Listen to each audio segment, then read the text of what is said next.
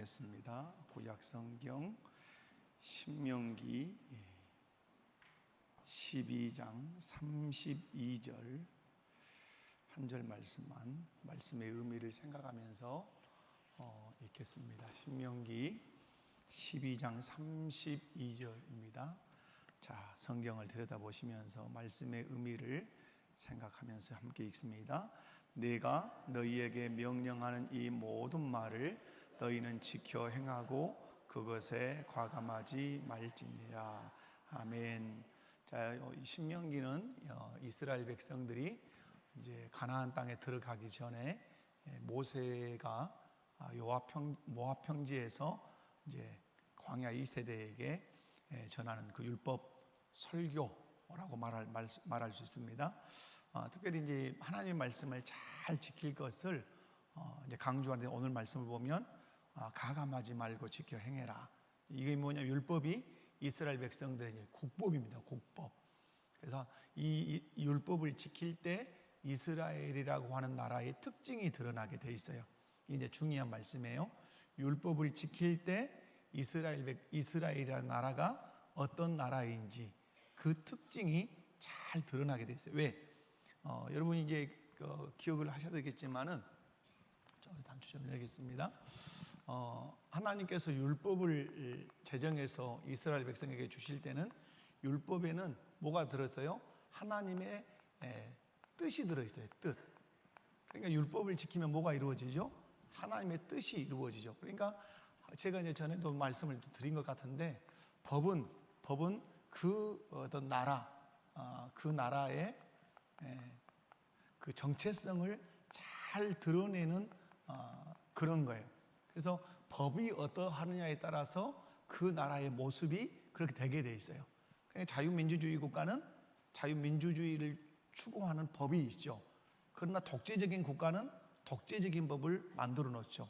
그래서 그 국민이 그 법을 지키는 걸 보면 이제 그 모습이 드러나죠. 그래서 하나님께서 율법을 제정하셔서 지키라고 하시는 것은 세상 만방 가운데 이스라엘이 어떤 나라인가를 보여주시고 싶은 거예요.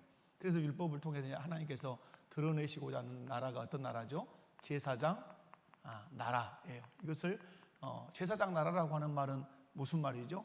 제사장은 하나님과 사람 사이에 중간 역할을 하는 사람이죠. 그러면 근데 나라니까, 나라니까.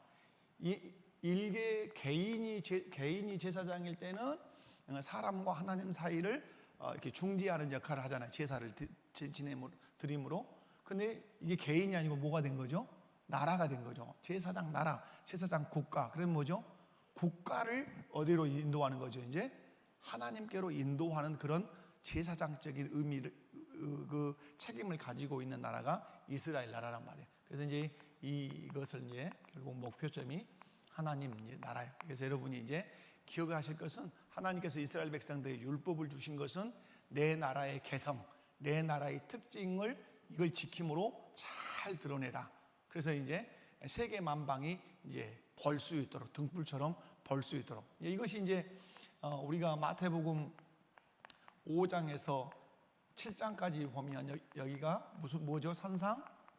산상수훈이죠. 그런데 산상수훈을 쭉 가르치시는 초두에 여러분 잘 아는 너희는 세상에 뭐라고 말씀하죠? 세상의 소금이고 세상의 빛이다, 이렇게 말씀하죠. 이 소금이라고 하는 것은 정체성이란 말이에요. 하나님 백성의 정체성, 하나님 나라 공동체의 정체성이란 말. 그런데 이 소금과 빛의 모습이 어떻게 할 때만 드러나죠? 예수님께서 산에 오르셔서 가르쳐 주신 말씀을 내 삶의 원리와 법으로 삼고 살 때만 무슨 모습이 나타나요? 소금의 모습이, 빛의 모습이. 이게 이제 예수님께서 원하시는 세상의 소금이란 말이에요. 세상 사람들이 볼 때 소금, 세상 사람들이 볼 때 빛이란 말이에요. 근데 이 세상의 소금이 되고 빛이 되는 건 그냥 가만히 있다 해서 되는 게 아니란 말이에요. 생명적으로는 이미 예수님의 생명을 우리가 가져서 하나님의 백성이 됐어요. 그러나 하나님의 백성이 됐음에도 불구하고 그들이 소금의 모습을 드러내고 빛의 모습을 드러내는 것은 산에 오르셔서 말씀하신 예수님의 말씀을 삶의 법도로 지키면서 살 때 빛이 되고 소금이 되는 것이죠. 그래서 예수님께서 꿈꾸시던 나라도 어떤 나라죠? 하나님 나라가 되기를 원하시는 것이죠. 그래서 오늘 이 말씀 가감없이 잘 지켜행할 때 가나안에 가서 이루는 이스라엘 국가가 하나님의 나라, 하나님이 통치하신 나라가 어떤 나라인가를 지상에서 이제 보여주고 싶으셨다는 걸 잘 기억하시면 좋겠습니다. 자, 오늘은 제 몇 장이죠? 이러든 저러든 한 장 한 장 이제 가죠. 여러분 총 우리가 몇 장까지 있습니까? 33장, 그러니까 반 왔다고 보시면 되겠죠. 자, 웨스턴부터 신앙 고백서 제 16장 무엇에 관하여? 자, 선행에 관하여입니다. 선행에 관하여.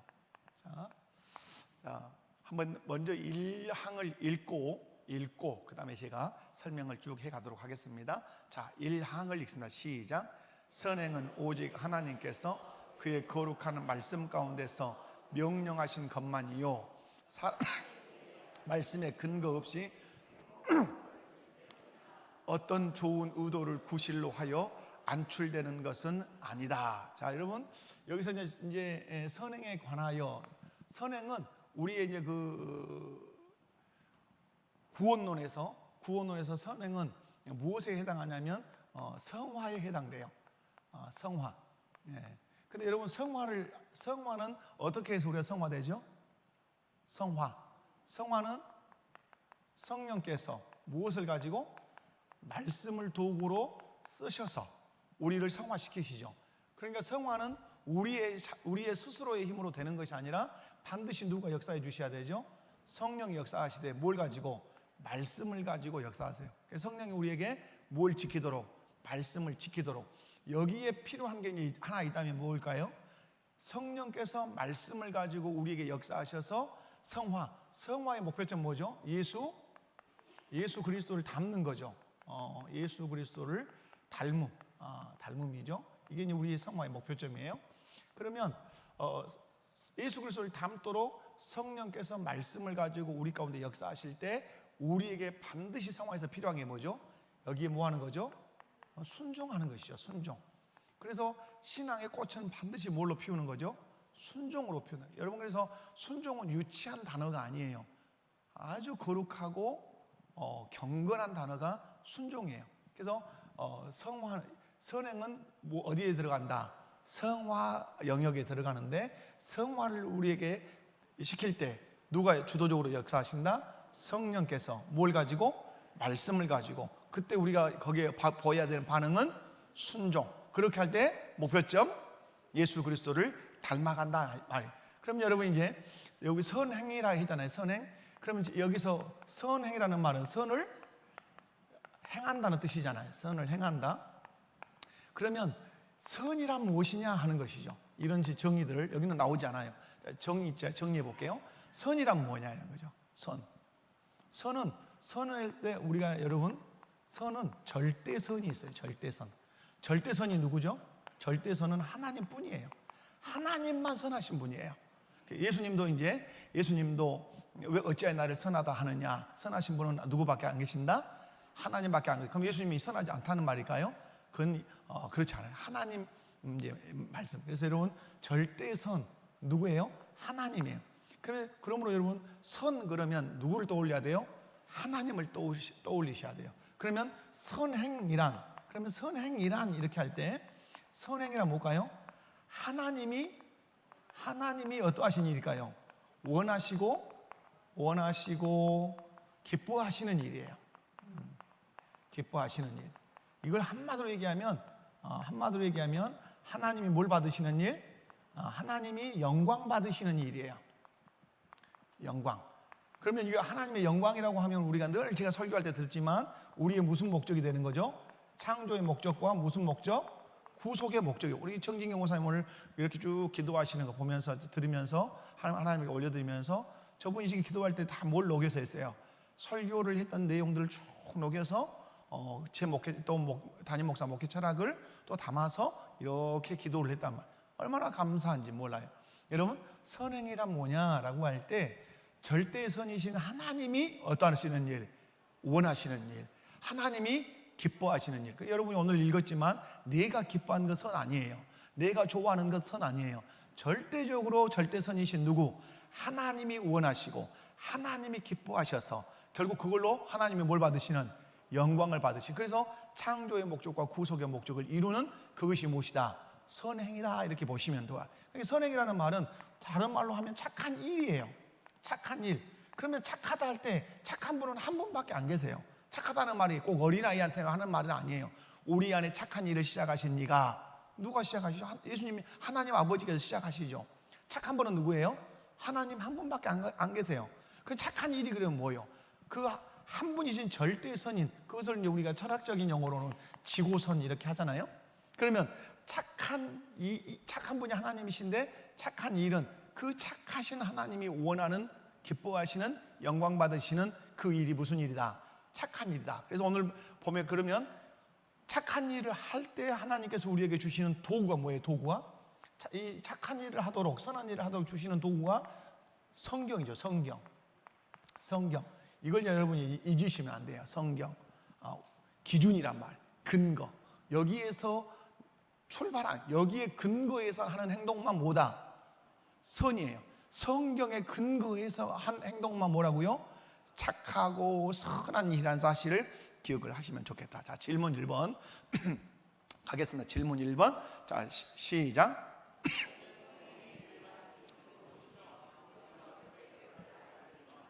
자, 참된 선행의 유일한 기준은 무엇이에요? 방금 제가 전해드렸죠. 무엇이다? 자, 그럼 한번 신앙 고백으로 답을 해보도록 하겠습니다. 시작.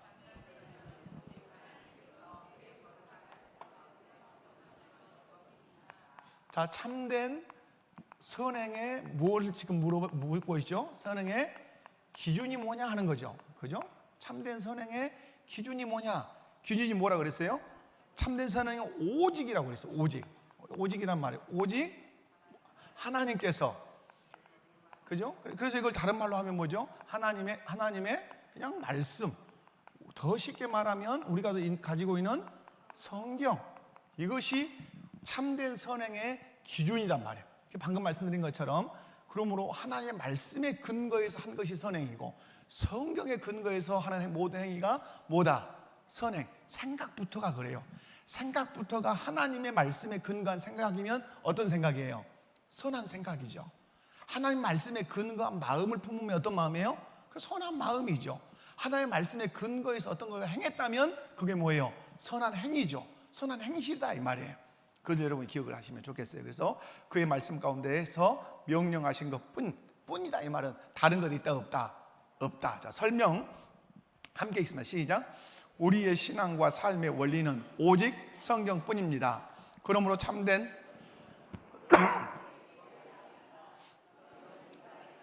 본성으로 인해 우리의 생각이나 감정이 하나님의 뜻을 온전히 알 수 없다고 가르칩니다.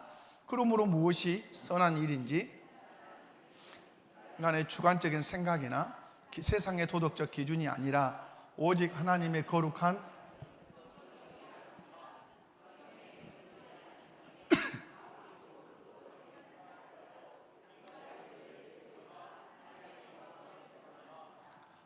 자, 저쪽 에어컨 좀 꺼주실래요? 제가 기침이 차고 나오는 저기 때문에.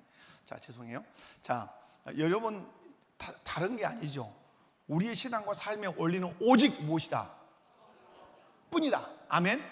성경뿐이다. 따라서 해봐요. 성경뿐이다. 지금 우리가 이제 청년들 결혼에 관한 그런 메시지를 들었었는데, 여러분 포스트 모더니즘, 우리가 살고 있는 그 시대가 포스트 모더니즘이잖아요. 이 포스트 모더니즘의 절대적인 가치가 뭐죠? 포스트 모더니즘의 절대적인 가치? 이건 상대주의예요. 상대주의는 뭘 깨뜨리는 거죠? 그러면 상대주의와 대립하고 있는 거, 그건 뭐예요? 절대주의죠. 절대주의. 그러면 이 상대주의는 깨뜨리려고 하는 게 대상이 뭐예요? 절대주의를 깨뜨리는 거예요. 그러면 우리는 방금 말했잖아요. 우리에게 신은, 절대자는 누구밖에 안 계세요? 하나님밖에 안 계세요. 그러면 포스트 모더니즘이 상대주의인데, 그러면 이 상대주의적인 사상이 지금 이 시대를 지배하고 있단 말이에요. 여러분 동의하든 동의하지 않든 포스트 모더니즘 사상이 이 세상을 지배해요. 정신구조를, 우리 다음 세대를 지배해요. 그러면 아이들의 생각 속에 뭐가 있을까요? 신은 절대자이신 하나님만 있는 것이 아니라 신이 많다. 그래서 마지막에 포스트 모더니즘에서 신이 어디로 갈까요? 나도 신이다 이렇게 되는 거예요. 이해 가세요? 그래서 포스트 모더니즘에서 먹히는 것이 범신론이에요. 범신론은 어디가 가지고 있죠? 힌두교나 불교 모든 것이 신이요. 막 정한수 떠놓고 달 보고 비는 것도 달도 신이고 해도 신이고, 그죠? 조상도 신이고. 그러나 우리는 그 범신론 모든 것이 다 신이다 인정하잖아요. 그러니까 여러분, 이 시대는 지금 뭐가 정신세계를 지금 주도하려고 해요? 상대주의예요. 그러니까 뭐냐면 남자와 여자만 결혼한다. 절대 결혼관이죠. 그런데 상대주의가 들어오면 어때요? 아니야. 남자와 남자도 여자와 여자도 결혼할 수 있고 그보다 더 많은 사회적인 성도 있을 수 있어 하고 뭘 깨뜨리는 거죠? 절대적인 성 개념을 깨뜨리는 거예요. 그죠? 그래서 여러분이 이 세상을 잘 이렇게 이제 보셔야 돼요. 그런데 오늘 성경을 통해서 우리에게 말씀하시는 것은 우리의 절대 기준은 무엇밖에 없어요? 성경밖에. 그래서 여러분, 이 세상은 모든 것이, 제가 청년들 이제 설문도 이렇게 봤는데요. 상황윤리대 뭐가 있어요? 절대윤리가 있어요. 절대윤리. 그러면 우리 기독교 윤리는 무슨 윤리예요? 절대윤리예요. 그러면 이 세상의 윤리는 뭐죠? 상황윤리. 여러분이 보실 것은 우리 지금 젊은 친구들이 어떻게 성경을 관조하려고 하냐면 이 시대의 관념을 가지고 성경을 보려고 해요. 여러분, 웨스트민스터 신앙고백서 처음에 특별 일반계시와 일반계시 특별계시를 다룰 때 여러분이 들으셨다면 기억해야 돼요. 여러분, 일반계시는 뭐죠? 이 세상의 피조세계가 다 일반계시죠. 그 속에 뭐가 보여 알게 돼 있죠? 하나님의 신성과 능력이 그 속에 들어있죠. 그죠? 지진이 나거나 태양이 뜨거나 그러면 어떤 절대자가 있다는 사실을 아는데 그 절대자가 누구라는 사실을 모르죠? 하나님이라는 사실을 몰라요. 하나님의 형상이 이그러지고 깨뜨려졌기 때문에 몰라요. 그래서 하나님께 우리를 불쌍히 여기셔서 하나님을 알 수 있도록 특별한 계시를 주셨는데 그게 뭐예요? 성경이에요. 성경. 그러면 이 성경이 역할을 하는 게 있어요. 하나님이 누군지를 알고 이 인류의 기원이 무엇인 줄 알고 우리가 누구를 어떻게 해야 죄의 사함을 받는지 알고 그리고 어떻게 천국에 가는지는 모든 과정을 설명하고 있지만 더 중요한 거 하나가 있어요. 웨스트민스터 신앙고백서에 제가 그걸 여러분에게 강론을 했어요. 그게 뭐죠? 이 세상의 모든 일반 계시를 무엇으로 해석한다? 특별 계시인 성경으로 해석한다. 다른 말로 성경의 안경을 끼고 이 세상을 다 바라봐야 된다. 그래야 바른 해석이 되는 거예요. 그러니까 여러분, 결혼이라고 하는 것, 이성관계라고 하는 것도 뭘로 들여다봐야 돼요? 성경 말씀으로 우리의 이성관계를 들여다봐야 돼요. 그런데 지금 청년이나 이 세대 사람들의 정신관념이 어떻게 오냐면 이 시대의 윤리로 성경을 보려고 한단 말이에요. 그러면 성경이 어때요? 틀리죠. 잘못됐다고 생각하는 거죠. 고리탑답하다고 생각하는 거죠. 이게 맞다고 이렇게 되는 거예요. 여러분, 그렇지 않아요. 성경은 만고불변의 진리예요. 이 말씀은 뭐냐? 하나님께서 인간이 타락한 이후에 우리에게 뭘 주셨어요? 성경을 주셨잖아요. 그러면 이 성경은 언제까지? 주님이 오시는 그 날까지 절대 불변의 진리란 말이에요. 그러므로 여러분이 성경을 가지고 모든 것을 보시고 해석하셔야 돼요. 그래서 늘 말씀하는 것처럼 우리의 신앙의 출발이 뭐라 그랬어요?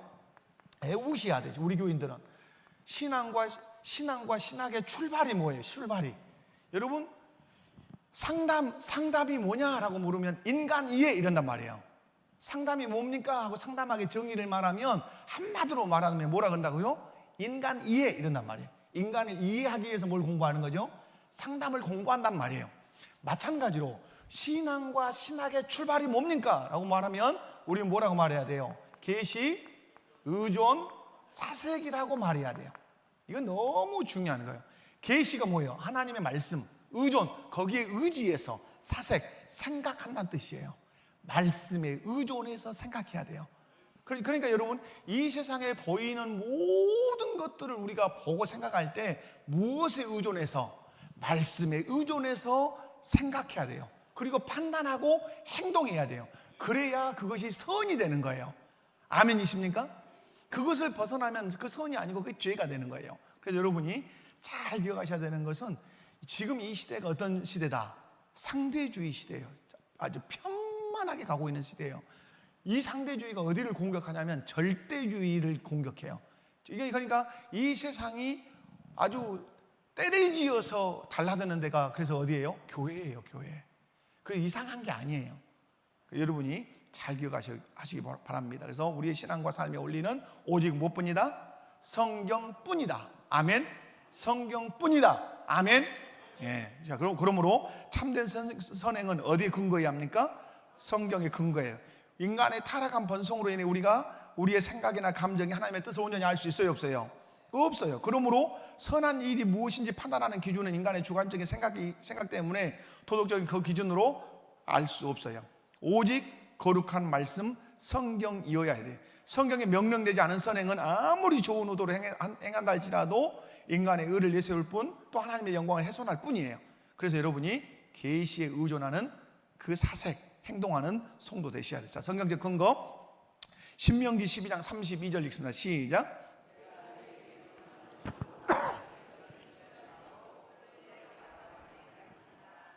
아멘. 자, 이 말씀은 하나님의 말씀 외에 그 어떤 것도 이미 하나님의 말씀을 임의로 빼거나 더할 수 있어요, 없어요? 빼거나 더할 수 없어요. 이 말씀이 우리의 선행의 절대 기준이에요. 그래서 오직 하나님의 명령만이 우리의 선행의 절대 기준이고 근거다 이 말이에요. 거기 말씀의 근거에서 하면 하나님이 칭찬하세요. 상도 주세요. 아무리 내가 좋아서 했어도 말씀에서 벗어나는 것은 반드시 응징이 있어요.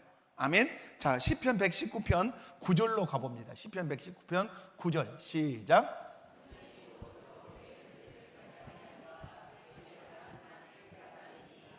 아멘. 청년은 혈기방자한 사람이에요. 그러니까 혈기가 방자하니까 대신에 죄를 지을 수 있는 가능성도 그 누구보다 높아요. 근데 그 청년이 자기 행실을 깨끗게 할 수 있는 길이 있다고 오늘 말씀하는데 그게 뭡니까? 주의 말씀을 지키면 깨끗해진다 이 말이에요. 어떻게 청년이 거룩한 청년이 될 수 있냐라고 물으면 뭐 어디 가서 수도를 해라 여러분 그런 게 아니에요. 네가 거룩한 하나님의 백성이 되고 싶다면 하나님의 말씀을 지켜라.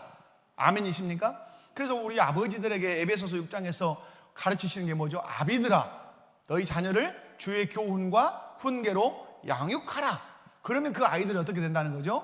거룩한, 더럽혀지지 않는 이 시대의 소금으로 빛으로 서는 자녀가 될 거라고 말씀해요. 이 말씀 하나님의 말씀이 삶의 순결, 올바른 행실의 유일한 지침이라고 하는 사실. 그래서 하나님의 말씀만 진리, 하나님의 말씀만 우리의 삶의 기준, 원칙, 법이다. 자, 마태복음 28장 20절 시작.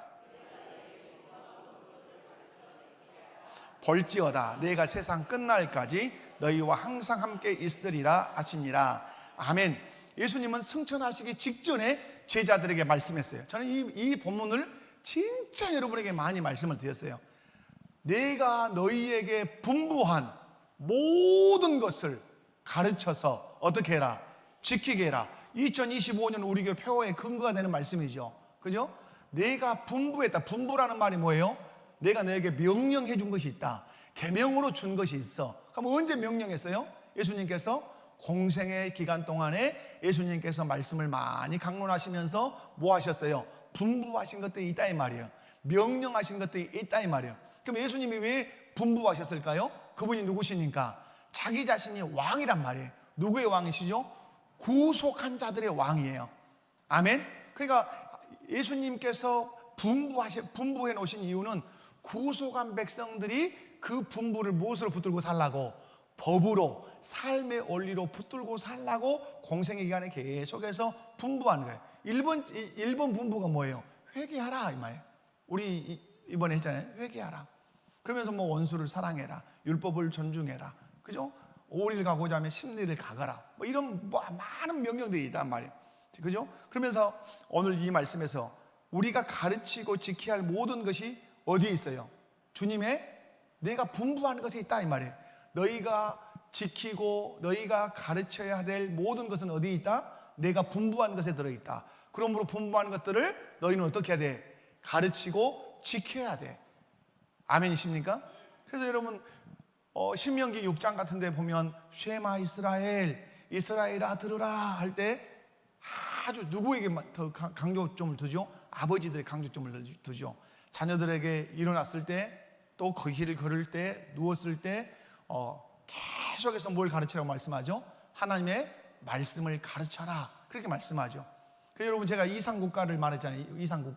이상국가는 뭐예요? 백성이 법을 몸에 체득해가지고 그냥 사는 것이 법을 지키는 것이요, 몸에 익어가지고. 그죠? 자, 그렇다 기억하시고, 그래서 가르치고 지켜야 할 모든 것이 어디가 들었다? 주께서 명령하신 그 말씀 속에, 명령 속에 들었다. 누가복음 10장 25절 26절 시작. 무엇을 하여야 영생을 얻으리까? 예수께서 이르시되 율법에 무엇이라 기록되었으며 내가 어떻게 읽느냐. 아멘. 내가 무엇을 하여야 영생을 얻겠습니까? 영생에 관심을 갖는다는 건 대단히 중요하죠. 근데 예수님께서 이 사람이 누구라는 사실 아셨죠? 율법 교사, 율법 박사님이란 이 말이에요. 율법 선생님. 그런데 되물으셨어요. 뭐라고? 율법에, 네가 자꾸 율법을 읽고 율법을 가르치는데 영생을 얻는 방식에 대해서 율법에서 뭐라고 기록하고 있더냐? 그리고 너는 그 기록한 말씀을 읽고 가르칠 때 영생은 어떻게 얻는다고 네가 가르쳤냐? 이 말씀이에요. 이 말씀 뭐죠? 예수님께서 되물은 것은 영생을 얻는 방식을 어디서 찾아라? 말씀에서 찾아라, 이 말씀이잖아요. 네가 영생을 얻는 방식을 네가 가르치고 있는 그 율법에서 찾아야 되지 않겠냐, 이 말씀이죠. 그래서 여러분, 이 말씀대로 한다면 우리가 구원을 어떻게 했습니까? 라고 말한다면, 우리가 예수님의 이 말씀대로 우리가 말한다면 뭐라고 말해야 돼요? 성경을 읽어라, 이렇게 말해야 되겠죠. 엄마, 내가 어떻게 구원을 얻을 수 있어요? 이렇게 묻는다면 뭐라고 해야 된다고요? 성경을 읽어라. 성경 속에 구원의 비밀이 들어있단다. 믿으십니까? 성경 속에 구원의 비밀이 들어있죠. 그러므로 구원에 대해서 궁금하고, 영생에 대해서 궁금하고, 죄사함에 대해서 궁금한 사람, 천국에 대해서 궁금한 사람, 우리가 해야 할 일이 뭐죠? 성경을 읽으십시오 라고 우리가 말해야 돼요. 자, 베드로후서 1장 19절입니다. 시작. 더 확실한 예언이 있어 어두운 데를 비추는 등불과 같으니 날이 새어 주의하는 것이 옳으니라. 아멘. 더 확실한 예언의 말씀을 이제 강조를 하죠. 그러면서 어두운 데를 비추는 등불과 같으니, 무엇이? 확실한 예언이 어두운 데를 비추는 등불과 같다, 이 말이에요. 날이 새어 샛별이 너희 마음에 떠오르기까지 너희가 이것을 어떻게 하라? 주의하는 것이 옳으니라. 다시 말해서 주님의 날이 완전히 오는 그날까지, 예수님 재림하시는 그날까지 더 확실한 이 예언의 말씀에 늘 주의해라. 그럼 다시 무슨 말이에요? 하나님의 말씀을 가지고 네가 살고 행하는 일에 집중할 것을 이렇게 가르치고 계시는 것이죠. 자, 신앙과 삶의 적용입니다. 자, 신앙과 삶의 적용. 이 신앙 고백은 우리 신앙과 삶에 다음과 같은 아주 중요한 적용점들을 제시하는데요. 첫 번째가 뭐죠? 말씀 중심의 삶. 그죠? 네, 말씀 중심의 삶. 왜 말씀 중심의 삶이죠? 성령이 우리를 성화시키고 우리에게 선행을 행하게 하실 때 뭘 가지고 하시기 때문에, 말씀 중심의 삶, 말씀을 가지고 하시기 때문에 그래요. 자, 한번 읽어볼까요? 시작. 어떤 행동을 할 때 특히 그것이 선하다고 여겨지는 일일수록 반드시 성경이 그 행동을 명령하고 있는가를 먼저 질문해야 합니다. 감정이나 전통, 세상의 유행에 휩쓸리지 않고 오직 하나님의 말씀에 비춰 우리의 행동을 판단해야 돼요. 제가 이번에 이제 어떤 손님을 만났어요. 손님을 만났는데 아들이 대학을 다니고 있어요. 강주에서 다니고 있는데 아들이 아버지가 장로님이에요. 엄마가 권사님이에요. 근데 아들이 신실하게 신앙생활을 잘 하고 있어요. 근데 어느 날 엄마한테 이렇게 말해봤어요. 엄마, 나는 결혼하기 전에 살아보고 결혼할래. 이렇게 말했어요. 살아보고 결혼할래. 여러분 어때요? 여러분 동의하고 계시지 않습니까? 여러분 자녀들도 혹시 그러고 계시지 않습니까? 살아보고 결혼할래. 뭐 무서운 거죠. 얘가 신앙생활 잘한단 말이에요. 근데 여러분, 그러니까 이게 뭐가 된 거죠? 신앙생활 잘한다고 하는데 잘하고 있는 건 못하고 있는 거예요? 결혼관이 성경으로 구축되지 않는 거죠. 왜 그러냐 그랬더니 다 지금 주변이 다 그런다 이 말이에요. 맞지 않죠. 그래서 여러분, 오늘 말씀 중심에 성경이 그 행동을 지지하고 있는가, 그렇게 하라고 명령하고 있는가. 또 어떤 부모는 그런다 하잖아요. 애기 낳아서 데리고만 와라. 하도 결혼 문제가 생기니까 어떻게만 와라? 어서 애기라도 하나 낳아서 데리고만 와라. 여러분, 이런 말이 맞아요, 틀려요? 그래서는 안 되는 것이죠. 그런데 우리가 교회는 다니지만 우리의 사상 속에 뿌리 깊게 내려 있는 것이 세속관, 세속주의예요. 예, 교회는 와요. 그리고 오늘 말씀에 아주 중요한 것이 성경이 그 행동을 명령하고 있는가? 따라서 해봅시다. 성경이 그 행동을 명령하고 있는가? 명령하지 않고 있다면 아니라고 말해야 돼요. 명령하고 있다면 다른 사람들이 뜯어 말려도 나는 그 길을 가야 돼요. 그것이 신앙 생활이에요. 자, 인위적인 선행을 경계해야 한다. 자, 함께 읽습니다. 시작.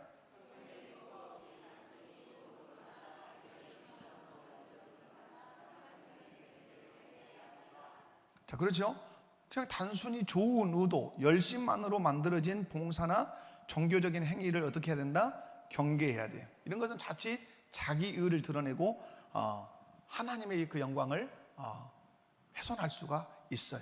여러분이 내 스스로 하는 그 어떤 좋은 의도도 자꾸 어디다 들여다봐야 돼요? 성경에서 명하고 있는지를 들여다보죠. 자, 겸손한 순종, 시작.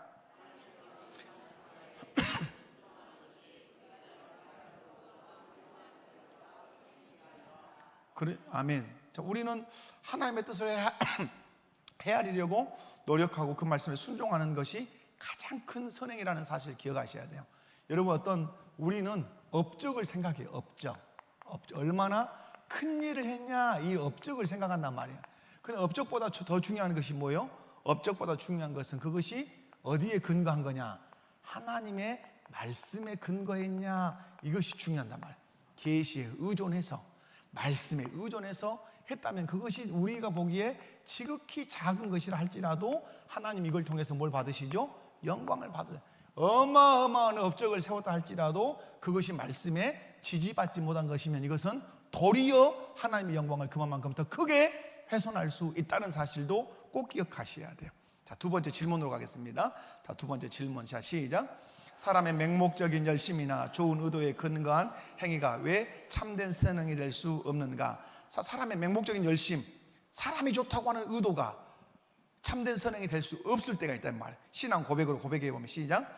사람에 의해 말씀에 근거 없이 맹목적 열심 때문에 또 어떤 좋은 의도를 구실로 하여 안출되는 것은 참된 선행이 아니다. 그러니까 한마디로 얘기하면 말씀에 근거해서 하지 않은 것은 참된 선행이 아니단 말이에요. 아무리 내가 화려하고 멋있게 이 세상의 모든 사람이 박수를 막 치고 이쪽 저쪽에서 막 트로피를 주고 상을 준다 해도 성경에서 근거하지 않은 것은 그건 도리어 더 큰 죄일 수 있다는 사실을 기억하셔야 해요. 설명 좀 많지만 읽어보면 시작. 타락이라는 교리를 깊이 이해합니다. 이 신앙 고백은 바로 이 이해를 바탕으로 인간의 행위를 평가합니다. 인간은 죄로 인해 완전히 타락했기 때문에 아무리 선한 의도나 뜨거운 열심을 가지고 있다 할지라도 그 자체만으로는 하나님의 뜻을 온전히 헤아리거나 그분의 기쁨이 되는 행위를 할 수 없다는 것이 개혁주의의 입장입니다. 자, 이러한 인간의 행위는 종종 자의적인 예배로 이어질 수 있습니다. 즉 하나님께서 명령하시지 않은 일을 스스로 만들어내어 하나님을 기쁘시게 하려 하거나 심지어는 인간의 공로를 내세우는 결과를 초래할 수 있습니다.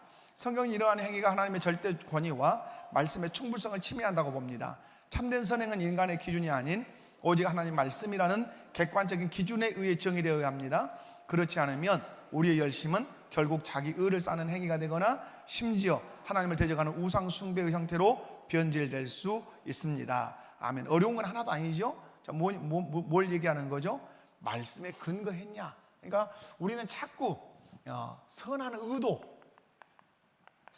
의도면 된다, 이런 생각을 하고 있는데 맞다 틀리다. 물론 선한 의도여야 되죠. 그런데 이 선한 의도가 어디가 맞아야 돼요? 하나님의 말씀과 일치해야 돼요. 그것이 하나님의 영광을 받으시고 그것이 선행이에요. 자기가 생각하는 선한 의도인데 하나님의 말씀과 불일치하면 그건 선한 의도가 아니. 그래서 여러분 이제 웨스트민스터 신앙고백 제 16장 아마 6항에 가면 이 부분을 아주 집요하게 아마 다루게 될 거예요. 자, 성경적 근거로 가겠습니다. 자, 성경적 근거 제시 마태복음 15장 9절 읽습니다. 시작. 나를 헛되이 경배하는도다. 이사야 29장 13절 주께서 이르시되 이 백성이 입으로는 나를 가까이하며 입술로는 나를 공경하나 그들의 마음은 내게서 멀리 떠났나니 그들이 나를 경외함은 사람의 계명으로 가르침을 받았을 뿐이라. 아멘. 여기서 사람의 계명이라는 말이 이 마태복음과 이사야에 나와요. 여러분 이 말씀 뭐냐면 사람이 왜 사람의 계명을 만들까요? 그게 전통이 되는 거예요. 여러분 유대인들에게는 그 전통이 있지요. 성경에 없는 전통이 많단 말이에요. 여러분 카톨릭이라고 하는 이 천주교가 성경에 없는 전통이 엄청 많아요.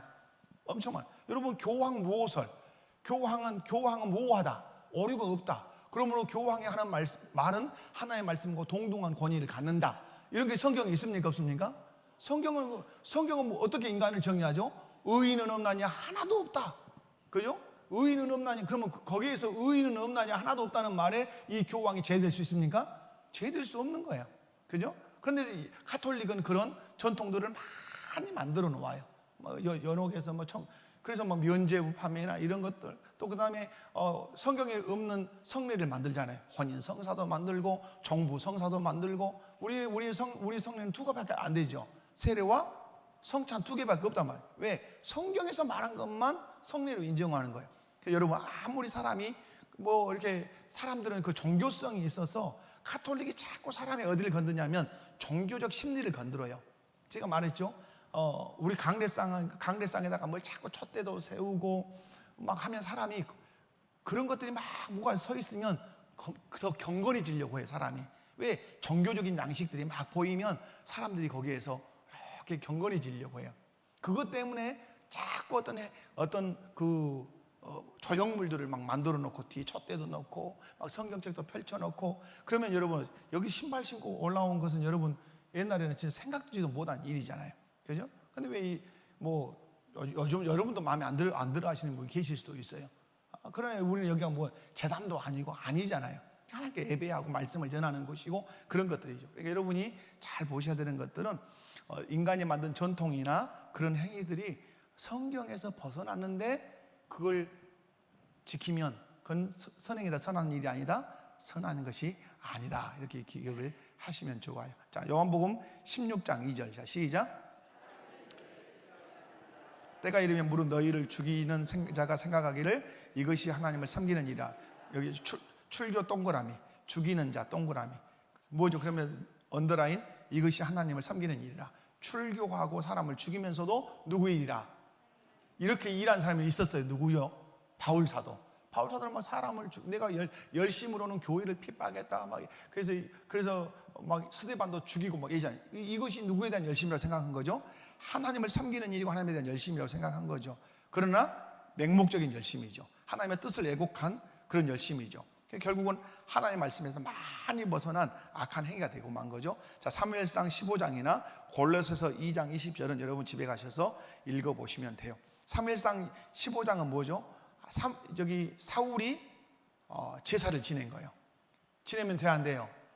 자기는 좋은 의도로 했을 수 있어요. 그러나 아무리 자기가 좋은 의도로 했다 하더라도 어디서 어긋난 거죠? 하나님이 정해놓은 원칙에서, 율법에서 어긋난 거죠. 그래서 이 사울이 버림받게 된 중요한 어떤 사건이 되는 거죠. 자, 그렇게 보시고, 자, 신앙과 삶의 적용으로 가겠습니다. 자, 이 신앙 고백은 우리의 신앙생활과 일상에 다음과 같은 중요한 적용점을 줍니다. 1번이 뭐죠? 동기보다 말씀. 여러분 어떤 의도로 출발하느냐도 중요하지만 그 의도를 어디서 점검해야 돼요? 말씀에서 점검해야 돼요. 아멘. 어떤 출발하기 전에 이것이 성경에서 명한 것이냐. 그래서 남들에게 좋은 일, 감동적인 일이란 이유로 해서는 안 되고 정말로 이것이 성경에서 지지하는 거냐. 두 번째 뭐죠? 자기의 경계. 자, 우리가 행하는 선행이 혹시라도 자신의 의를 내세우거나 사람들에게 칭찬받기 위한 것은 아닌지 자기를 어떻게 해야 돼요? 경계하란 말이에요. 자기 만족으로 흐를 수 있다 이 말이에요. 아주 중요하죠. 세 번째 뭐죠? 분별력 있는 신앙생활. 읽어봅니다. 시작. 교회 안팎에서 행해지는 다양한 활동이나 주장들을 맹목적으로 따르기보다 성경적 기준에 비추어 분별하는 지혜가 필요합니다. 겉으로는 선해 보이는 일이라도 말씀에 합당한지 철저히 검토해야 합니다. 여러분, 이제 오늘 이 1항만 제가 했는데 1항에서 계속해서 한마디로 하는 것은 어디서 성경에서 말씀하고 있는지, 성경에서 근거하고 있는지. 그래서 여러분, 종교 개혁을 할 때 기치가 뭡니까? 기치가 오직 무엇으로? 오직 성경으로죠. 오직 성경으로. 왜 오직 성경으로라는 기치를 들죠? 로마 가톨릭이 성경을 배제했기 때문에 그래요. 그죠? 성경은 평신도가 읽었어요. 평신도라는 개념도 어디서 온 거냐면 가톨릭에서 온 개념이에요. 왜? 사제와 성도를 구분하기 위해서 평신도 층을 나눈 거예요. 그러나 이것이 이제 완전히 우리에게도 이제 같이 와가지고 이렇게 쓰고는 있지만 여러분 좀 그렇다는 거죠. 그래서 여러분이 잘 기억하실 필요가 있다. 자, 결론적 요약이 있고 마치도록 하겠습니다. 시작. 이 신앙 고백은 참된 선행의 유일한 온천이자 확증합니다. 우리의 선행은 인간의 의도나 열심이 아닌 성경에 명시된 하나님의 명령에 따라 이루어져야만 하나님께 기쁨이 되고 하나님께 영광 돌리는 진정한 선행이 될 수 있습니다. 이는 우리가 항상 말씀을 배우고 순종하며 살아갈 것을 촉구합니다. 사람의 맹목적인 열심이나 아무리 좋은 의도를 가졌다 할지라도 지시를 따르지 않은 행위는 하나님께서 받으시는 선행이 될 수 없습니다. 우리는 말씀 중심의 삶을 통해 하나님 명령에 순종함으로써 그분이 기뻐하시는 참된 선행을 추구해야 합니다. 아멘. 한마디죠. 말씀에 근거한 것만 무엇이다? 선이다. 아멘. 자, 옆에 분들 보시고 한번 인사합시다. 축복합니다. 사랑합니다.